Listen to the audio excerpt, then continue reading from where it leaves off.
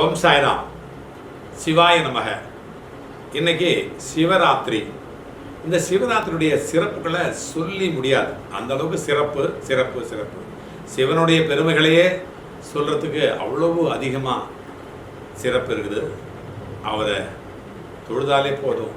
சிவாய நம என்று சிந்தித்திருப்போருக்கு அபாயம் ஏதுமில்லை அப்படின்னு பழமொழியே இருக்குது. சிவாய நம. இப்போ சிவராத்திரியோட சிறப்புகளை நம்ம பார்ப்போம். அதுலேயும் விஞ்ஞானபூர்வமான ஒரு அலசல் நம்ம அலசி பார்ப்போம். இந்த சிவராத்திரியினுடைய மகிமையை பற்றி விஞ்ஞானபூர்வமாக ஒரு அலசி பார்ப்போம். லூமினி பெரஸ் ஈதர், என்ன சொல்லுங்க, லூமினி பெரஸ் ஈதர் அப்படிங்கிற ஒரு மகா சக்தி இந்த சிவராத்திரி அன்னைக்கு மட்டுமே ராக்கெட் வேகத்தில் ஸ்ப்ரிங் மாதிரி ஸ்ப்ரிங் என்ற தன்மையில் பூமியை நேரடியாக பூமிக்கு வந்து இறங்கும். இது கடவுளால், இந்த பிரபஞ்சத்தால், இந்த பிரபஞ்சத்தினுடைய சக்தியினால் ஏற்படக்கூடிய ஒரு மகா அதிசயம். இந்த சிவராத்திரி அன்னைக்கு மட்டுமே நடக்கக்கூடிய இந்த அதிசயம். இந்த நேரத்தில் முதுகை நேராக வச்சுக்கிட்டு நம்ம என்ன செய்யணும்?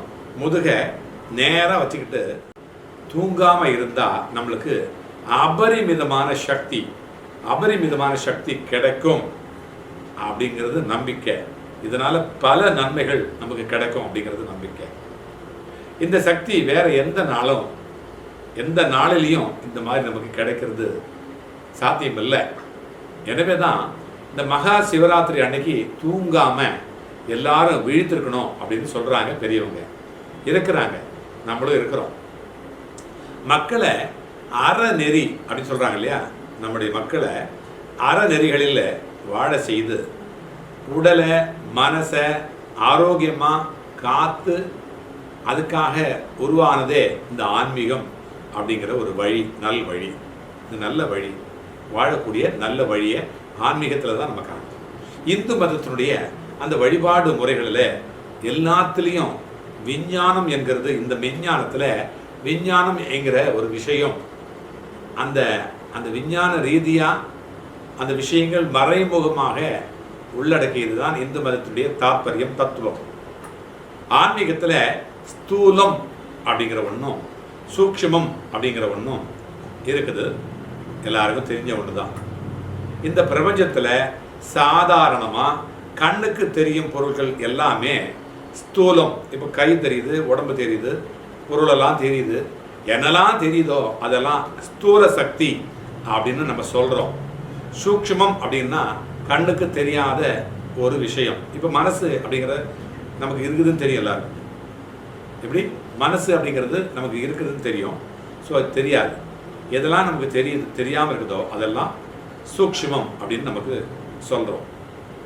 அதில் இந்த ஈத்தர சக்தியும் அடங்கும். இப்போ மின்சார சக்தியை நம்ம பார்க்க முடியாது இல்லையா? மின்சாரத்தை நம்ம பார்க்க முடியாது இல்லையா? அது மாதிரி ஈத்தர் அப்படிங்கிற ஒரு விஷயம்.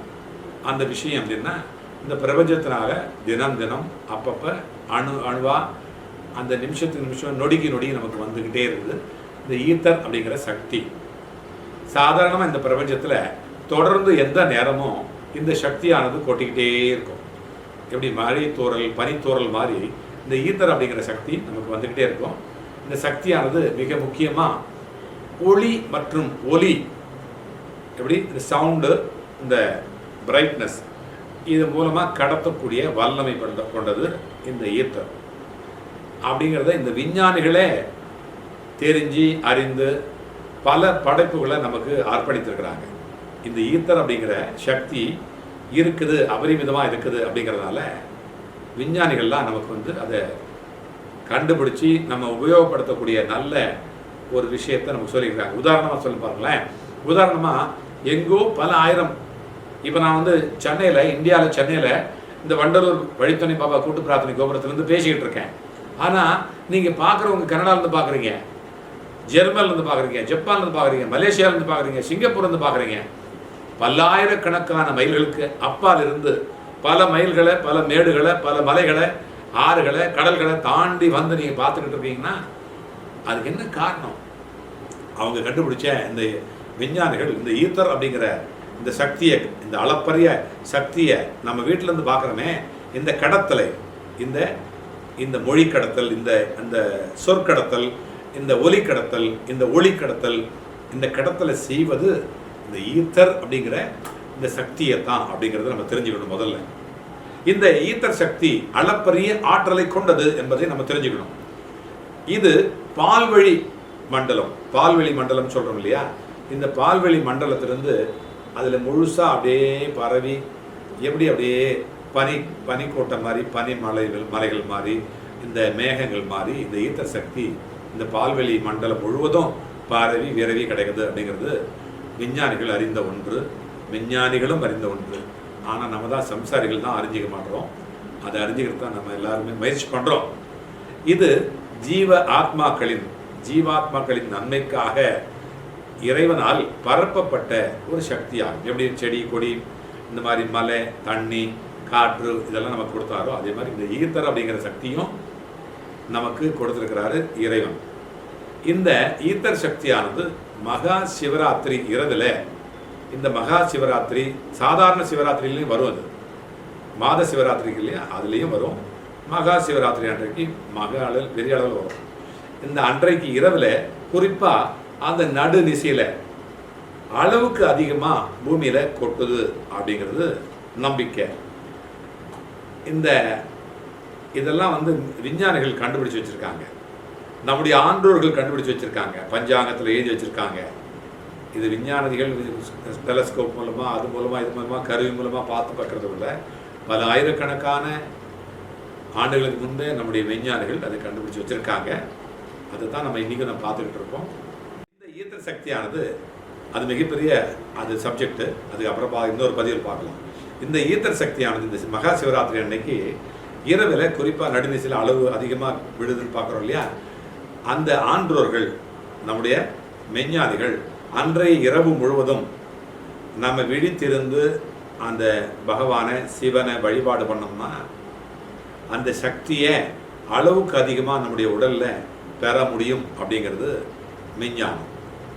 ஆரோக்கியமான வாழ்வு பெற அவர்கள் நமக்காக இந்த வழியை நமக்கு சொல்லிக் கொடுத்துருக்காங்க. ஈத்தர் எனப்படுகின்ற இந்த சக்தி தான் இந்த உலகத்தை இயக்குகிறது அப்படின்னும் விஞ்ஞானிகள் அறிந்து வைத்திருக்கிறாங்க. இந்த ஈத்தர் அப்படிங்கிற இந்த சக்தி உலகம் முழுவதும், அண்டவெளி முழுவதும் நிறைந்து விரவி பரவி கிடக்கிறது. மேலும் இந்த பூமியை நோக்கி ஒவ்வொரு வினாடியும் மழை மாறி நமக்கு தெரியாமலே, கண்ணுக்கு தெரியாமலே அது வந்துக்கிட்டே இருக்குது. இந்த இறை சக்தி, பிராணசக்தி, உயர் சக்தி அப்படி சொல்லுவோம் இல்லையா அடிக்கடி, இதைத்தான் நான் சொல்கிறேன். ஒவ்வொரு வினாடியும் வந்துக்கிட்டே இருக்குது.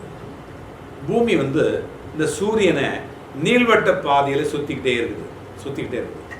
இதில் 2 நீள்வட்ட பாதை இருக்குது.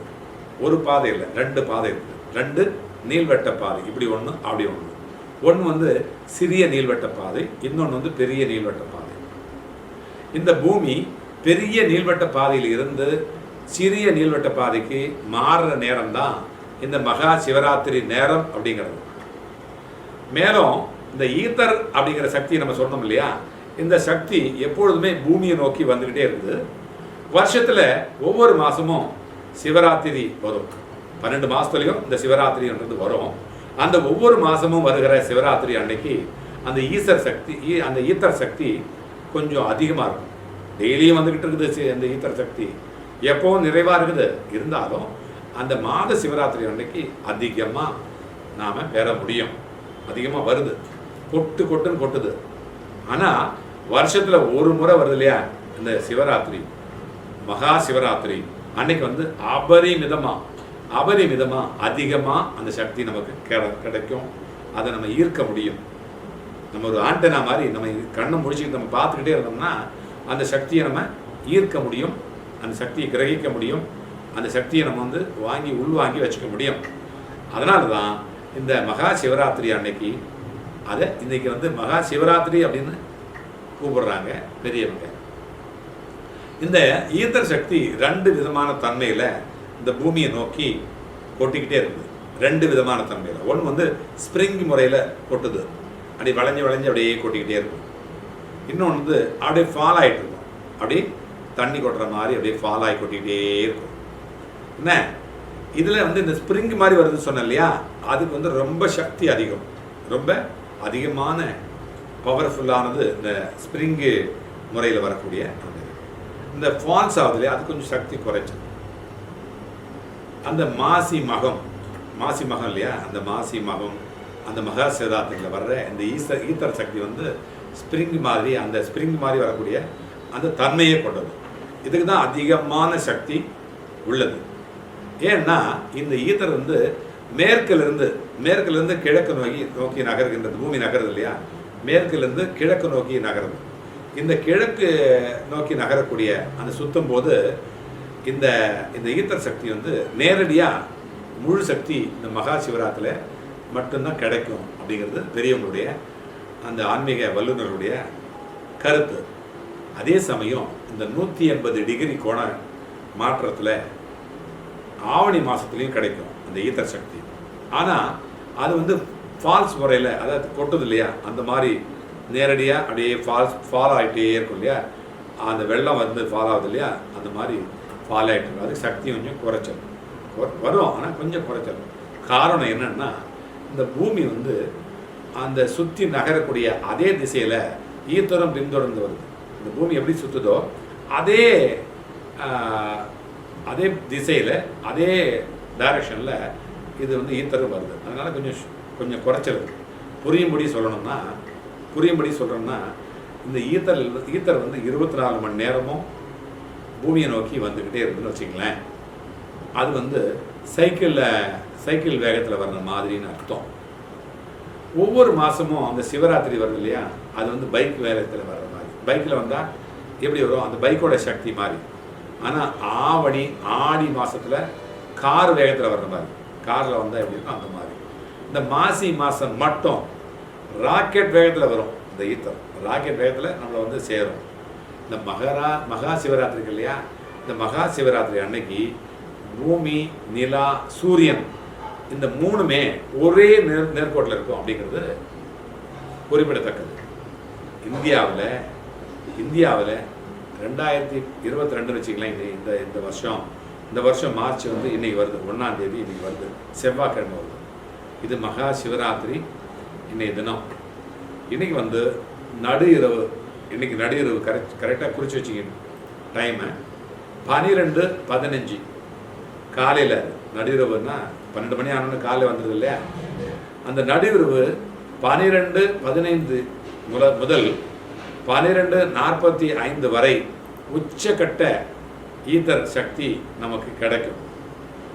இந்த இரவு முழுதும் கிடைக்கும், அபரிமிதமாக கிடைக்கும். அந்த டைம் வந்து 12:15 to 12:45 அப்படின்னு வச்சுக்கோங்க.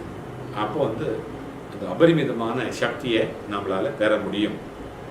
எனவே இந்த சிறப்பான நேரத்தை நம்ம வந்து கைவிடக்கூடாது. கண் முழுசாக நம்ம வந்து கிரகிச்சுக்கிட்டு, இந்த நேரம் ஒவ்வொரு நாட்டுக்கும் மாறும் இல்லையா. நான் சொன்னது வந்து இந்தியா டைமு, ஐஎஸ்டி அப்படிங்கிற டைமு. அந்த நேரத்தில் நீங்கள் ஒரு டைமும் மாறும். ஸோ இந்த லுமினிஃபெரஸ் ஈத்தரை தான், இது பேர் வந்து லுமினிஃபெரஸ் ஈத்தர் அப்படின்னு சொல்கிறாங்க. பல மாதங்களில், பல மார்க்கங்களில் இதைத்தான் சொல்கிறாங்க. என்ன சொல்கிறாங்க? இதைத்தான் சொல்கிறாங்க. கடவுள், தெய்வம், இறைவன், இறைத்துகள், பரமாத்மா, பரம்பொருள். அப்புறம் நீ தூக்கணும், எப்போ தான் படிக்க முடியும்? இறைத்துகள், பரமாத்மா, பரம்பொருள், ஆற்றல், பேரறிவு, பிரபஞ்சம் மற்றும் இயற்கை, இறைவன், அல்லாஹ், இயேசு, அரி, சிவன் அப்படின்னு பல பேரில் நம்ம சொல்லிக்கிட்டு இருக்கோம். என்ன அப்படி தானே சொல்கிறோம், இப்படின்னு அழைக்கிறோம். இதைத்தான் உலகத்தில் பல்வேறு பகுதிகளில் பல்வேறு வழிபாட்டு முறையில் அவர் வந்து இயேசுன்னுவார், இவர் அல்லான்னுவார், என்னென்னமோ சொல்லுவாங்க. சக்தி தான் இல்லையா, இந்த ஈத்தர் சக்தி தான் கடவுள். இதுதான் இறை துகள் சொல்லலாம், என்னென்ன சொல்லலாம். இதைத்தான் உலகத்தில் பல்வேறு பகுதியில் பல்வேறு வழிபாட்டு முறையில் வழிபட்டாலும் கூட இறைத்தன்மை அப்படிங்கிறது ஒன்று தான். அல்லாஹ் மாலிக் நம்ம சொன்னார்லப்பா, என்ன சொன்னார்? அல்லாஹ் மாலிக் அப்படி சொன்னார் இல்லையா. அந்த சக்தி ஒன்று தான், இறைவன் ஒருத்தந்தான். அவன் தான் நமக்கு முதலாளி, நம்ம தான் தொழிலாளி அப்படின்ற மாதிரி அதை எளிமையாக புரிஞ்சுக்கிட்டு வழிபடுறதுக்கு தான் இந்த சிவராத்திரியை மகா சிவராத்திரி வச்சுருக்காங்க. உருவ வழிபாடு ஏற்படுத்துவது இதில் தான் 1ஆம் 2ஆம் மாதிரி. இதை முதல்ல பாருங்கள், இதை முதல்ல கும்பிடுங்க, அப்புறம் படிப்படியாக ஏறி முன்னுக்கு வருங்க. இதுக்கு ஆதாரமாக தான் கிமு 4ஆம் நூற்றாண்டில் கிமு 4ஆம் நூற்றாண்டில் அரிஸ்டாட்டில் பல கண்டுபிடிப்புகளில் நமக்கு கொடுத்துருக்கிறார். மேலும் 17ஆம் நூற்றாண்டு முதல் ஐசக் நியூட்டன், ஐன்ஸ்டீன் மற்றும் அகஸ்டின் போன்ற பல்வேறு விஞ்ஞானிகளும் இதை பற்றி வேறு பேரில் குறிப்பிடுறாங்க. ஆகவே மகா சிவராத்திரி இன்னைக்கு தூங்காமல் இருந்து முதுக நேராக வச்சுட்டு கண்ணு முழிச்சு தியானம் பண்ணோமானா மிக மிக மிக மிக சிறப்பு சிறப்பு சிறப்பு. ஈத்தர் உச்சந்தலையில் உள்ள சகசிரார சக்கரத்தினுடைய வழியா பீனியல் கிளாண்ட் அப்படிங்கிற இந்த ஆனந்த சுரப்பி அப்படிங்கிற அந்த சுரப்பியை அடைந்து பலவிதமான நல்ல ஹார்மோன்களை சுரப்பதற்கு நமக்கு இந்த நேரத்தில் நமக்கு நாமே நம்மளை ஆசீர்வாதம், செல்ஃப் பிளஸ்ஸிங், நான் சொல்லுவேன் இல்லையா, செல்ஃப் அஃபர்மேஷன் அப்படின்னு சொல்லுவேன், சுய பிரகடனம் அப்படின்னு சொல்லுவேன், அடிக்கடி சொல்லுவேன் இல்லையா, அந்த மாதிரி செல்ஃப் பிளஸ்ஸிங் கூட நம்ம பண்ணிக்க முடியும். அப்படி பண்ணிக்கிட்ட போது இது நமக்கு டிஎன்ஏ இருக்கு இல்லையா, நம்முடைய டிஎன்ஏல கெட்ட பதிவுகள், நம்மளோட பதிவு இருக்கு இல்லையா, அந்த பதிவை கர்மாவையே அழிக்கக்கூடிய ஆற்றல் நமக்கு கிடைக்குது அப்படின்னு சொல்லிட்டு மெஞ்ஞானிகள் சொல்லியிருக்கிறாங்க. இந்த மகா சிவராத்திரியில் பகலில் சூரிய வெளிச்சம் இருப்பதனால ஈத்தர் சக்தி கொஞ்சம் குறைச்சலாக இருக்கும். இரவில் இந்த சூரிய வெளிச்சம் இல்லாத நேரத்தில் அபரிமிதமாக நமக்கு கிடைக்கும். அதனால் சக்தி அதிகமாக இருக்கும். இரவு 9 மணிக்கு மேலே தான் அந்த மெலட்டோனின் அப்படிங்கிறதுல, அந்த இருட்டில் வெளிச்சம் இல்லாத நேரத்தில் அந்த மெலட்டோனின் அப்படிங்கிற அந்த திரவம் நம்முடைய உடலில் சுரக்கும் அப்படிங்கிறது விஞ்ஞானிகள் கூட சொல்கிறாங்க, டாக்டர்ஸ் சொல்கிறாங்க. ஸோ அது மேலும் காலையில் 2 மணிக்கு தான் நாம் இந்த பிரபஞ்சத்தோடு ஒட்டி மிக நெருக்கமாக இருக்கக்கூடிய இணைஞ்சிருக்கக்கூடிய நேரமாகும். எனவே இரவு 9 மணி, காலையில் 2 மணி அந்த நேரங்களில் தான் சக்தி பெறுகின்ற நேரம். எனவே தான் சிவராத்திரி அன்னைக்கு ராத்திரியில் கண்ணு முழிக்கிறோம் நம்ம எல்லாருமே. என்ன இது எல்லாரும் என்ன சொல்கிறாங்க, இது அம்பக்கு கண்ணு முழிச்சா என்ன சக்தி கிடைக்கும் அப்படின்னு சொல்கிறாங்க. இதை சிர்காடியன் ரித்தம் அப்படின்னு அழைக்கிறாங்க விஞ்ஞானிகள். எப்படி சிர்காடியன் ரித்தம் அப்படின்னு அழைக்கிறாங்க. மகா சிவராத்திரி ஏன் இந்தியா, இலங்கை இந்த மாதிரி சைவ நெறியாளர்களால் சொல்லப்படுகின்ற வாழப்படுகின்ற இந்த நாட்டில் மட்டும் இருக்குது, மற்ற நாட்டில் ஏன் இல்லை? மற்ற ஜெர்மன், சிங்கப்பூர் அந்த மாதிரி, சிங்கப்பூரில் இருக்குது ஜெர்மன், இந்த மாதிரி இந்த மாதிரி மேற்கத்திய நாடுகளில் ஏன் இல்லை அப்படின்னா, நம்முடைய நாடு தான் ஆன்மீக பூமி. இந்த உலகத்துக்கே ஒரு குருவாக இருக்கக்கூடிய நாடு நம்முடைய இந்திய நாடு. பல சித்தர்கள், ஞானிகள் இதுபோல பல அற்புதங்களை தங்களுடைய ஞானத்தினால தெரிஞ்சு அறிந்து இந்த மக்கள் நல்வாழ்வுக்காக, மக்களுக்காக இந்த அற்புதங்களை வழிபாட்டு முறைகளாக அந்த விஞ்ஞானத்தை மெஞ்ஞானத்தோடு இணைச்சி கடைபிடிக்க செஞ்சுக்கிட்டு இருக்காங்க. மற்ற நாடுகள் இது போன்ற விஷயங்கள் யாருக்கும் தெரியாது, அதை கடைபிடிக்கிறதும் இல்லை. ஏன்னா இப்போ தான் கடைபிடிச்சிட்டு வராங்க. அவங்க நம்ம நாட்டை கடைபிடிக்கிறாங்க, நம்ம அவங்க நாட்டை கடைபிடிக்கிறோம். இதைத்தான் இந்த ஈத்தரைத்தான் ஈசன், என்னது இந்த ஈத்தரைத்தான் ஈசன் அப்படின்னு சொல்லி வச்சுருக்காங்க. இந்த ஈஸ்வரத்தான் சிவன் அப்படின்னு சொல்லி வைக்கிறாங்க. எப்படி இந்த ஈத்தரைத்தான் சிவன் அப்படின்னு சொல்கிறாங்க. அதனால் இந்த மகா சிவராத்திரி தூக்கம் முழித்து அந்த ஈசனை சிவனை வழிபடுவது நம்முடைய அனைவருக்கும் மேலானது, நல்லது. இதைத்தான் அறிவியல் பூர்வமாக சொன்னால் பலருக்கு புரியாது அப்படிங்கிறதுக்காக தான் சித்தர்கள், ஞானிகள், நம்முடைய முன்னோர்கள் பல கதைகளை சொல்லி எல்லாரையும் தூங்காமல் முழிக்க வச்சு அந்த ஈசனை, சிவனை வழிபட செய்து சக்தி கிடைக்கிறதுக்கு ஒரு நல்ல வழிவகுத்து வச்சுருக்காங்க. என்ன அப்படி தானே? உண்மை தானே?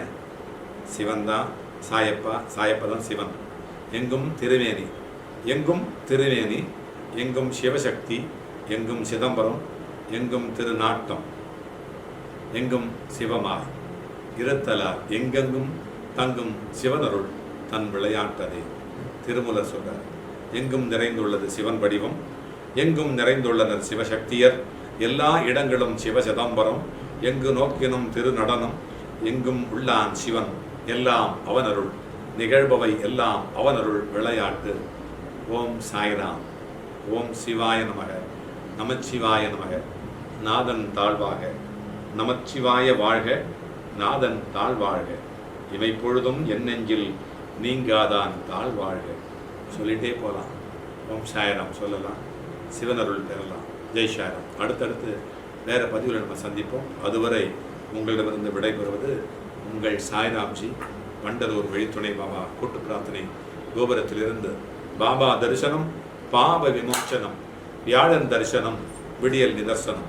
வண்டலூர் வருபவர்கள் வலியெல்லாம் மறப்பார்கள். ஜெய் சாய்ராம்.